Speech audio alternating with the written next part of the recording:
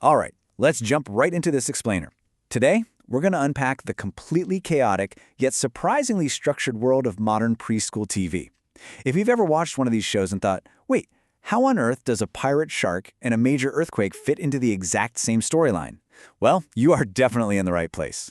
We're decoding all this absolute mayhem to show you how it's actually just a brilliant masterclass in early learning.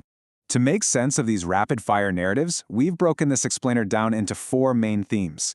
First, a world of constant chaos. Then, the specialized rescue fleets. After that, disguising lessons as adventures. And finally, we'll break down the anatomy of a rescue. Let's kick things off with Section 1, A World of Constant Chaos, where we explore this ridiculously high-stakes universe. You see, the creators of this world lean into a really wild juxtaposition. Seriously, on one hand, you have these completely fantastical threats. Characters literally fleeing from giant, scary sharks, or battling pirate sharks that are trying to steal parcels right out of the sea. But then, on the flip side, you have incredibly grounded real-world emergencies. We're talking getting yummy candy stuck in your teeth, dealing with major earthquakes, or just getting your vehicle hopelessly bogged down in forest mud. Living in this constant state of peril means the local authorities need some serious, unwavering confidence. Take this gem of a quote, for instance. "There is nothing I can't do because I'm a brave monster police car." I mean, you kind of have to respect that sheer boldness, right? And that absolute confidence brings us directly to our next core pillar. Moving right along to Section 2, the specialized rescue fleets. These are the vehicles for every conceivable problem. Now, what's really fascinating here is that there is a hyper-specific mechanical hero for basically every problem imaginable, which creates this incredibly comforting sense of order. Just look at the breakdown. You've got the Super Rescue Team. That's the rescue bus, work bus, and marine bus, handling heavy lifting and ocean saves. Then there's the Monster Car Rescue, your monster truck, crane, and police car, taking care of forest terrain, patrols, and retrieving those stolen parcels. When regular ambulances just aren't cutting it, the train rescue team swoops in for extractions.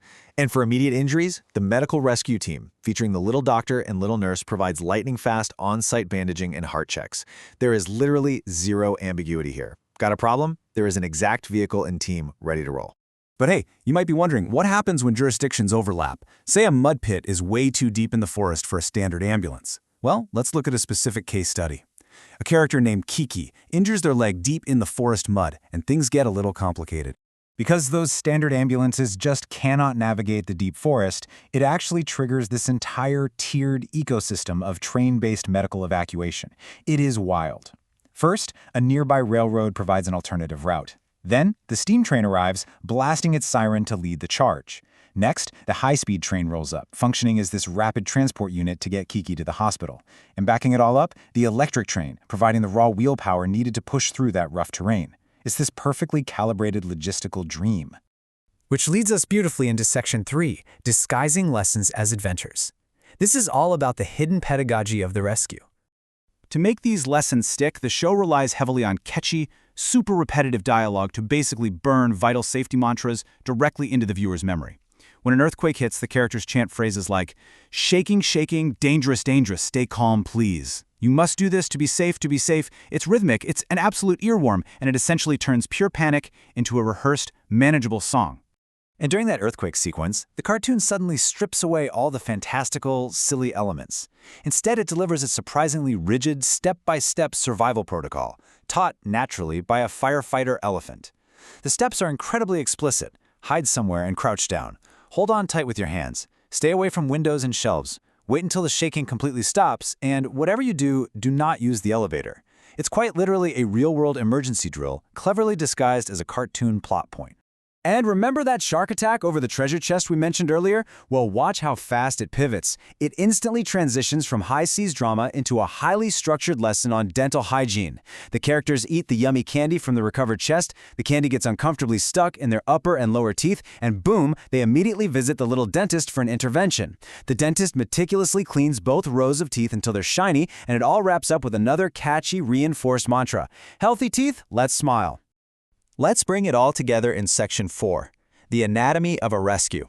We're going to dive into the whale rescue case study. So how exactly do 3 buses manage to save a massive, stranded, wounded whale? Well, when the super rescue team gets the call, they don't just magically fix the whale with cartoon logic. No, they execute a highly specific, multi-stage engineering operation. It breaks down a massive logistical nightmare into 3 distinct, super easy-to-understand actions: pour, push, and pull. Step 1. The rescue bus arrives first to pour water on the whale so it stays hydrated. Step 2. The work bus rolls up to physically push the incredibly heavy whale off the beach. And finally, Step 3. The marine bus takes over, pulling the whale safely out into the deep sea. It takes exactly three highly specialized anthropomorphic buses to safely return one single wounded marine mammal back to the ocean. Every single bus has a distinct purpose. It brilliantly shows young learners that huge, overwhelming problems can actually be solved if you just break them down into smaller, collaborative steps. Ultimately, what we are looking at here is what we can call the edutainment payload. This is a masterful delivery system for early childhood education. It uses frantic, high-stakes animated scenarios like, pirate sharks or deep forest mud pits as a total Trojan horse. It completely masks highly practical, rigid, and repetitive safety instructions inside absolute colorful chaos.